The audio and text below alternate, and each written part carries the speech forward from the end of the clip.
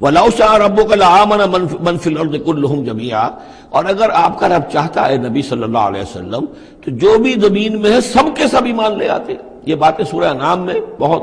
یعنی شد و مت کے ساتھ آ چکی ہے، وہ ذروہ سلام ہے اس موضوع کا کہ آپ کے دل میں کتنی بھی خواہش ہو کہ یہ سب لوگ ایمان لے آئیں، لیکن یہ کہ اللہ تعالیٰ نے تو ضابطہ رکھا ہوا، جو طالب حق ہوگا اسے حق ملے گا، جو طالب ہدایت ہوگا اسے ہدایت ملے گی، جو ضد پر، ہٹ درمی پر، تعصب پر اور کسی ضد میں آ گیا ہے اسے اللہ تعالیٰ ہدایت نہیں دے گا۔ اگر جبراً اللہ نے ہدایت دینی ہوتی تو دنیا میں کوئی بھی کافر نہ ہوتا، سب کے سب مومن ہوتے، متقی ہوتے۔ آخر اللہ کے فرشتے کتنے ہیں؟ سب مومن ہیں، متقی ہیں، پاک ہیں، صاف ہیں، کہیں کوئی غلطی نہیں، معصیت نہیں، کہیں لا یعصون اللہ ما امرہم ویفعلون ما یؤمرون، وہ جو بھی کچھ انہیں حکم ہوتا ہے بجا لاتے ہیں اللہ تعالیٰ کے احکام، کسی حکم کی نافرمانی نہیں کرتے۔ انسانوں کو پیدا کیا ہے امتحان کے لیے، خلق الموت والحیات لیبلوکم ایکم احسن عملا، لہذا آپ اس معاملے میں بس اپنا فرض ادا کریں، باقی کون ایمان لا رہا ہے کون نہیں لا رہا وہ معاملہ ہم سے متعلق ہے۔